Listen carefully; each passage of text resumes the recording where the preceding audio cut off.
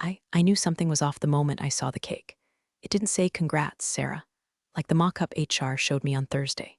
It said, welcome, VP Lila, in this glittery-ass frosting that looked like it had been piped by a unicorn on Adderall. My name wasn't anywhere. Not on the balloons, not in the group Slack invite, not in the cheesy slideshow looping on the flat screen with royalty-free trumpet music. Just Lila. Lila with the fresh blowout, 90-day-old company badge, and the resume full of vibes. 12 years. 12 years I put into this company. Bled for it. Held it together through the 2018 vendor migration debacle, the 2020 lockdown logistics crisis, and Greg's annual tequila-fueled meltdown at the shareholder retreat. And now, I was standing there with a paper plate of grocery store cake, watching Greg beam like he'd just solved world hunger by hiring a TikTok star with a business minor. I felt my stomach turn. Not because of the betrayal, though don't get me wrong, that sucker punched me straight in the throat, but because I still had that damn thank you speech in my purse. Folded, highlighted, practiced in the mirror like some fool still believing in merit. Greg cleared his throat and tapped his glass like he was proposing at Chili's. Let's raise a glass to new beginnings, he said, that smug grin twitching at the corner of his mouth. Lila, we're thrilled to have you stepping into this role. You've brought such energy to the team. Energy meaning 200,000 followers and an authentic personal brand that once reviewed shampoo on Good Morning Cincinnati. I felt every eye shift toward me. Even the interns looked like they'd swallowed a thumbtack. But I didn't flinch. I smiled, kind of smile you practice when your ex shows up to your dad's funeral with his new girlfriend wearing your old engagement ring. I clinked my glass against Lila's and said to leadership and down the whole thing. And hey, if you're still reading this and already feel your blood pressure rising like mine did that day, do me one solid favor. Tap that subscribe button. This channel's trying to hit 10,000 subscribers, my first milestone ever. It's free, and trust me, revenge arc is worth it. Anyway, the party carried on, kind of. I floated through it like a damn hologram, accepting hollow hugs and muttered apologies from people who'd hyped me up all month. Greg pretended not to notice the shift in energy, and Lila, she was too busy uploading an Instagram reel with the caption, Manifestation Works. #boss life #level up. She actually winked at me as she hit publish. Like we were in on the same joke. Like I should be proud she'd leapfrogged me into a title I spent over a decade grinding for. By the time the fake cheer had fizzled and the champagne flutes were empty, I'd already made a decision. No tears, no scenes, no dramatic exits. But oh, they were going to feel it. Every last one. I went home with the speech still folded in my purse. Didn't even take a cupcake. Just sat in the back of my Uber, staring out the window, letting the ache settle into something colder, sharper. And by midnight, I'd opened my laptop. I didn't rage type, I sorted, I archived, I printed. I created a folder labeled Monday, because Greg might have handed my title to a hashtag, but I was about to hand him something with a lot more bite. I didn't scream. I didn't cry. I didn't even pour myself a drink, which, if you know me, is saying a lot. I just sat at my kitchen table, still in my party blazer, heels kicked off, hair pinned up like I was still holding it together. The house was dead quiet, except for the hum of the fridge and the distant bark of the neighbor's deranged chihuahua. The first thing I did was delete Lila's Instagram. Or at least, I tried. I pulled it up like a masochist. And there it was, a filtered shot of her holding that champagne flute mid-toast, with that big dopey grin and a caption that read, hard work pays off. EP life begins briefcase sparkles, so grateful 2 hearts #promoted #women in biz #Whitestone rising. I could have bitten through glass. Instead, I clicked save on the post. Not out of spite, evidence. That caption would come in handy, like the online equivalent of a fingerprint on the murder weapon. Then I opened my company laptop. First folder I went to, Vendor Contracts Legacy Archive. I'd managed those relationships for years. Backend of Whitestone ran on people nobody else even knew by name. That courier in Kansas who saved our entire regional ops when the trucking union threatened to walk. I sent him a holiday card and negotiated his retainer. I didn't just know the pipes, I was the plumber. I pulled every master agreement I'd touched, downloaded clean PDFs, saved them to a fresh, encrypted drive. My initials were all over these files. My sign-offs, my hand-built schedules and rider clauses. Some of them, especially with our international fulfillment partner, had rider appendices only I had the password to decrypt. Then came the expense reports. Greg's, to be exact. I'd had a folder going since 2021 called We'll See, not because I expected to use it, just insurance. He'd always been sloppy, charging $1,100 steak dinners to vendor onboarding when I knew damn well he'd been in Cabo. Duplicated Uber charges. Spa services logged as client entertainment. There were foot rubs labeled ergonomic wellness consulting. I'm not even joking. I copied them all. By Saturday afternoon, I was in full command center mode. I'd already reviewed the non-disclosure matrix, confirmed my NDAs didn't prevent me from working in the same sector post-resignation. Whitestone never gave me equity or a golden parachute, but what they did give me was access and a mountain of leverage. Lila had no idea how deep this ran. She probably thought running ops meant delegating and reposting inspirational quotes. The girl once asked me during a staff meeting if we still use fax machines, if the entire compliance chain wasn't still half paper. She didn't know where the skeletons were because she didn't even know where the damn closets were. By Sunday morning, I'd drafted 3 versions of my resignation letter, each more surgical than the last. I wrote one that was professional and short, one that included bullet points on strategic failures I'd patched without acknowledgement, and one where I called Greg a cocktail napkin in a tailored suit.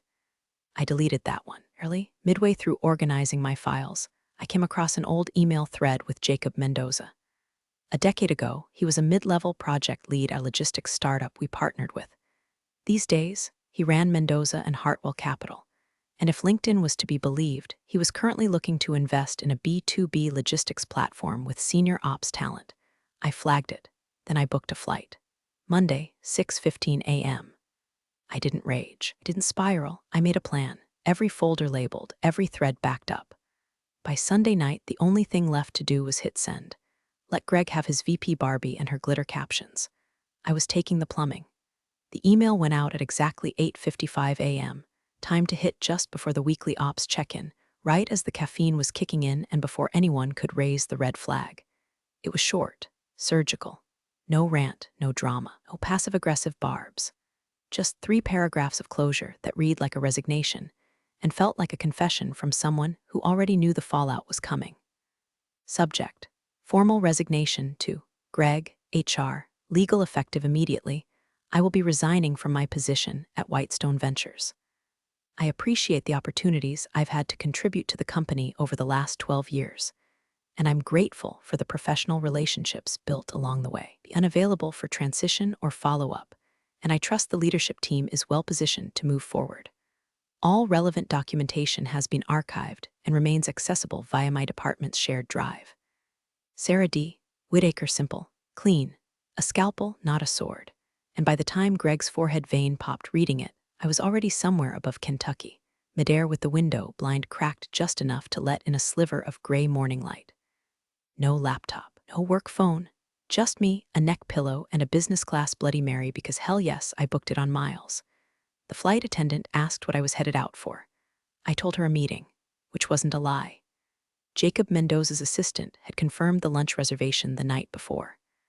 Private dining room, old steakhouse downtown. The same Mendoza who once nearly tanked a $4 million rollout until I stepped in, without being asked, mind you, rebuilt the project plan from the ground up. He'd never forgotten that. In fact, he'd sent me a bottle of scotch afterward with a note that just said, "You saved our ass." He owed me at least a conversation, and if things went the way I hoped, he'd do more than talk. Back in the Whitestone office, chaos was starting to bubble. I imagine it unfolded like a slow-burn horror film. Greg sipping his green smoothie, swaggering into his corner office. Lila already vlogging her first real day in a structured blazer and ring light glow. Then, ping. Greg reads the subject line, reads it again. Sarah resigned, he probably asked, loud enough for nearby cubicles to hear. Cue the panic shuffle, HR digging into the shared drives. Legal forwarding the email to each other with cautious emojis. Lila, blissfully unaware, still posting a reel of her riding big meeting day on a whiteboard in pink expo marker. Greg tried calling, twice, then once more on WhatsApp like I was going to pick up just because the ringtone was different. I watched the calls roll in from the screen of my personal phone, face down on the tray table, while I tore into airline eggs with all the joy of a woman who no longer had to pretend Greg's quarterly vision decks weren't copied straight off McKinsey blogs. The best part? I knew they didn't know what I'd taken. Not files, not trade secrets. Just me, my knowledge, my scaffolding, the people who trusted me, the systems only I could untangle because I was the one who duct-taped them together in the first place. Lila could sit in the chair, but she didn't even know where the light switches were. The plane hit a little turbulence, and I sipped my drink without flinching. I wasn't worried. Monday was just getting started. By 10:13 a.m., Whitestone Ventures was wheezing like a busted Roomba stuck under a couch. Lila had walked in that morning wearing a power suit 2 sizes too ambitious and a smile like she'd just won a Teen Choice Award. She sat in my old chair, though God knows she probably thought it was new, and fired off a Slack message to Team Ops, asking everyone to drop their wins from last week Flex Sparkles. Bless her. The first thing to break was the logistics calendar. She tried to move a standing vendor sync to Thursday to better align with her Pillate slot. The whole nested task chain collapsed like a drunk Jenga tower. 48 field appointments vanished from view. 2 resupply shipments got tagged with conflicting barcodes and ended up halfway to Saskatchewan. At 11:02 a.m., a call came in from Marius, one of our legacy warehouse vendors in Michigan. Marius didn't tolerate nonsense. He once chewed out an intern for putting lol in an email. He asked for clarification on new load times. Lila said, "I'll circle back once I've circled in, whatever the hell that meant." He hung up mid-sentence and CC'd Greg with the subject line, "Amateurs running ops." The back-end system, custom-built years ago by a half-dead dev shop we could never afford to replace, began locking up every time Lila tried to access routing tables. See, the thing was, I never broke protocol. I didn't hoard passwords or hide files. But the system was finicky, held together by code, duct tape, and my sheer stubbornness. You had to know it, and no one else had ever bothered to learn. Greg tried to demand access. IT pulled up the logs, no flags, no hoarding. Everything was technically compliant. But when they tried to hand over admin privileges, the tech guy actually said, "We'll need time." Sarah was the only one who ever understood how this thing breathed. By noon, the Monday operations call was in free fall. Lila opened with a chirpy hey team. By minute 7, she was sweating through her silk blouse. She couldn't explain the West Coast scheduling bug, couldn't interpret the quarterly metrics dashboard. She called the vendor trust matrix a vibe alignment chart. At one point, she actually said, "Let's just flow with it." People started dropping off the call like lemmings. Grace from procurement sent me a text that just read, "WTF is happening." I didn't reply. I was sitting across from Jacob Mendoza, eating steak tips and sipping a Cabernet that cost more than Lila's outfit, watching Greg's missed calls pile up like sad digital dominoes on my lock screen. By 2 p.m., someone finally noticed that our customs preclearance forms for 2 shipments due in Baltimore were missing timestamps. That was my system, my checklist, and now, gone. Greg stormed into IT demanding a systems audit, told him everything had been backed up. Problem was, those backups were designed by me, labeled in my shorthand, stored in folders with names like burn after reading in Greg's panic room. They were there, but not for them. Lila, meanwhile, tried to pull together a pep email. "Just a reminder," she wrote, "the best leaders rise during storms. Keep shining, fam light flex sparkling hash, we got this." By then, someone had started a private Slack thread titled VPOcalypse. I didn't create it, but I was invited, and I smiled. Not because I wanted Whitestone to burn, but because they'd built the whole thing on my spine and thought they could rip it out without the body going limp. Greg had the title. Lila had the seat, but I had the map. I turned off my phone after that, let them marinate. Some lessons need to be learned without interruption. Tuesday morning started quiet, too quiet for company whose usual routine involved a dozen half-panicked emails by 9:15 and at least one Greg temper tantrum before the second coffee run. But then 9:32 hit. That's when Greg realized there were no emails from Inland Core. No PO confirmations, no Slack messages. Nothing. Inland Core was one of our longest-standing partners. Industrial distribution, high volume, high demand, high maintenance. Once sent Whitestone a fruit basket during a backlog we cleared in under 24 hours. And now, dead silence. Then came Stratasync, our biggest SAW logistics client, big money, global reach. Their Tuesday sync was as regular as clockwork, canceled, with no explanation. Greg started sweating in a way only men in tailored dress shirts do, where it stains from the spine outward like a crime scene. He called Joan from Enterprise Accounts. He hadn't heard from them either. She checked her inbox. Still waiting on confirmation, she said, voice tight. This isn't normal. By 10:07, he'd initiated the internal thread titled Alert, Key Clients Unresponsive.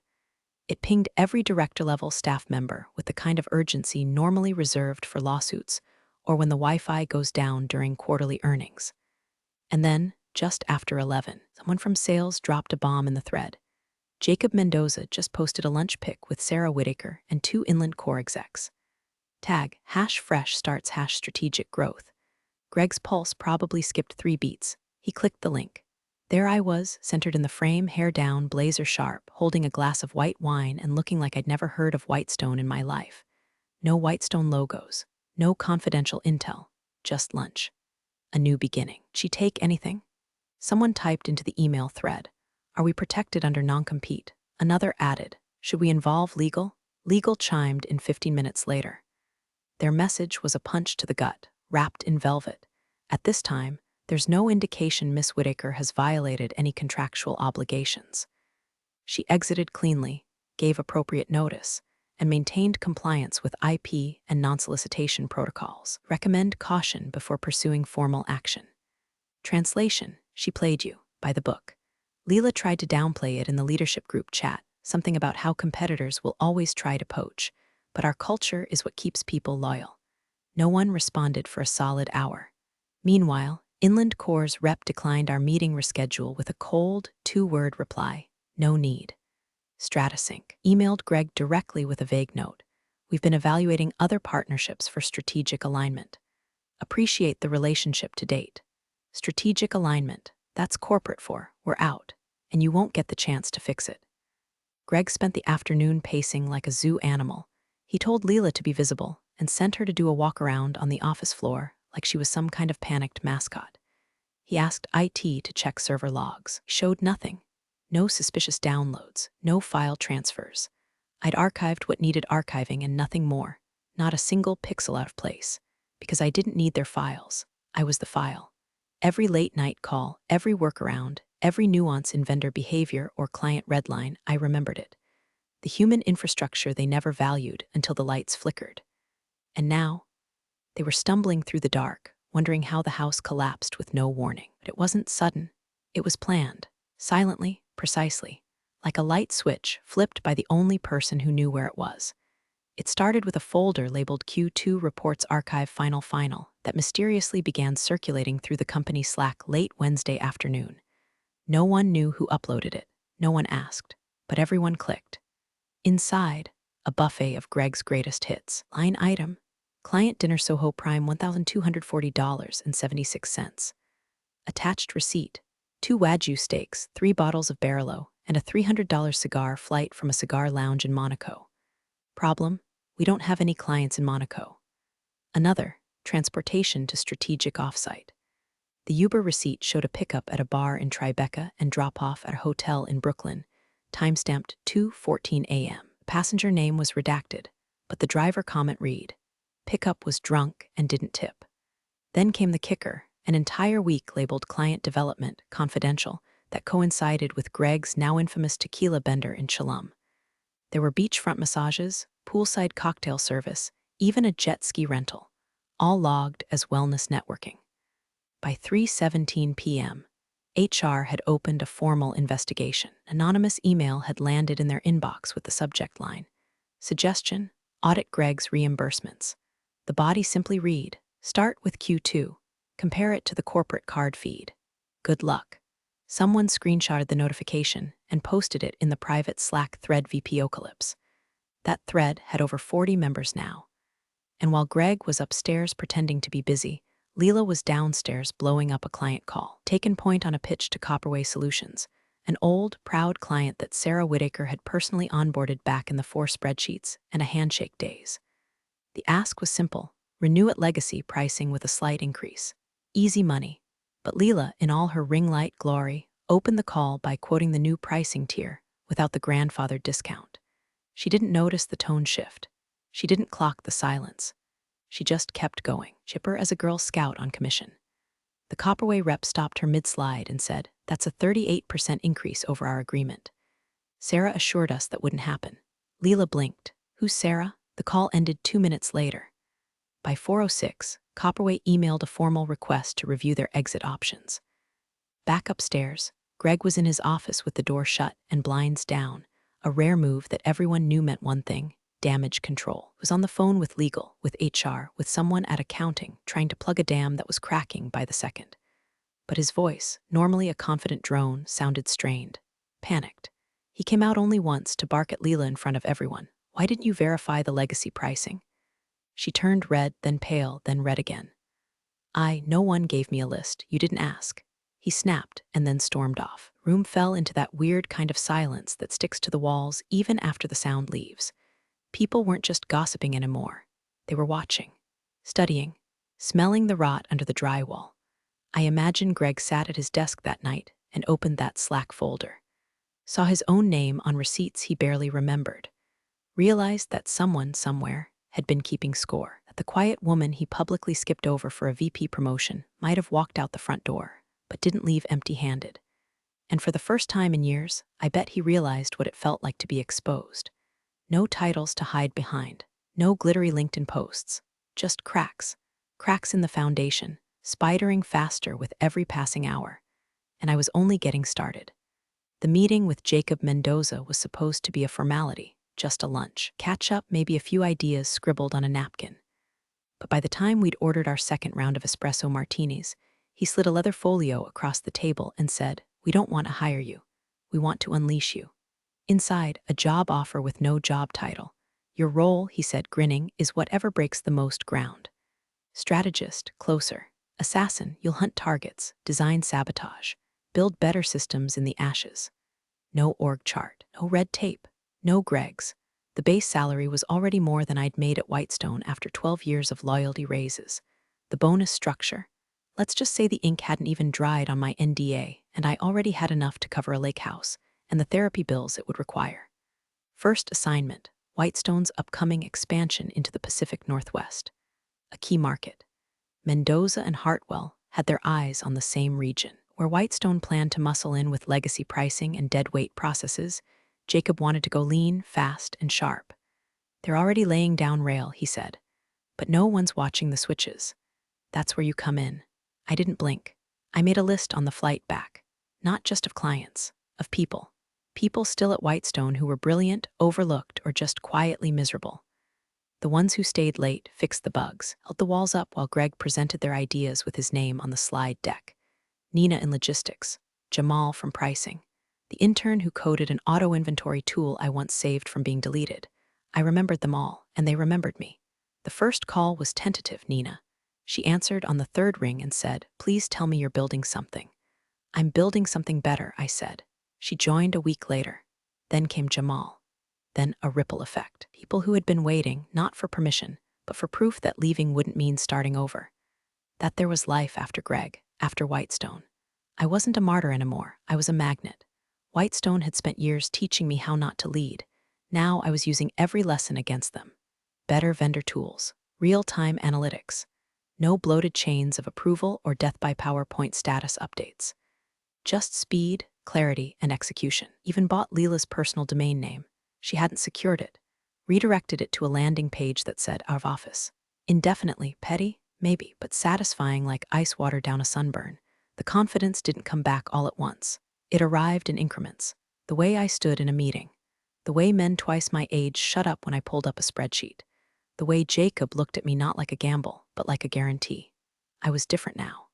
Not angry, not wounded, just sharpened. Greg had bet on image. I bet on infrastructure. He wanted fireworks. I was building a pipeline. And now, for the first time in 12 years, I wasn't a name on someone else's org chart. I was the threat in their strategy memo. The unforeseen competitor.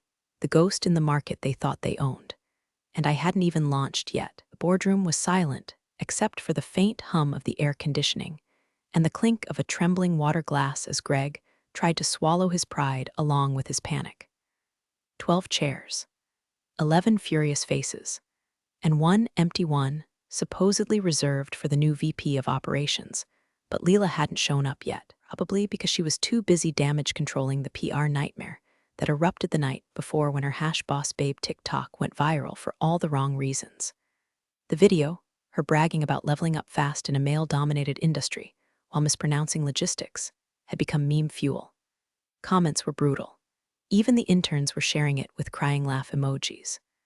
Across the conference table, Whitestone's largest investor leaned back in his chair and asked, with ice in his voice, "Greg, how the hell did this happen?" Greg tried to smile. It looked more like a twitch. "We faced unexpected attrition and, client recalibrations," he stammered. "Market disruption has played a role, but we're stabilizing." Someone cleared their throat. Another board member tapped a laptop and connected to the projector. The slide appeared on the wall, a clean, simple performance chart. The line climbed slowly, steadily, with a few plateaus. Then, 2 weeks ago, a sharp drop. Flatline, numbers frozen. The date was circled. It was the day I resigned. No one said a word. Then came the next slide, Mendoza and Hartwell's press release. COO appointment, Sarah Whitaker. Greg audibly swallowed. "I thought you said she wasn't a flight risk," one director muttered. "She wasn't," Greg insisted, hands rising. She was loyal. For 12 years. She was a lifer." The room flinched at the word. "Loyalty isn't permanent." Another board member snapped. "It's earned, maintained. You had her running your company for over a decade while you played dress-up CEO and padded your expense reports with mojitos and cigars." Someone else chimed in. 2 legacy clients gone. 3 key staffers walked. 1 internal investigation into financial misconduct. Oh, and the Pacific Northwest expansion. Dead in the water. You know why. Everyone turned as the next slide loaded. A Mendoza and Hartwell marketing teaser.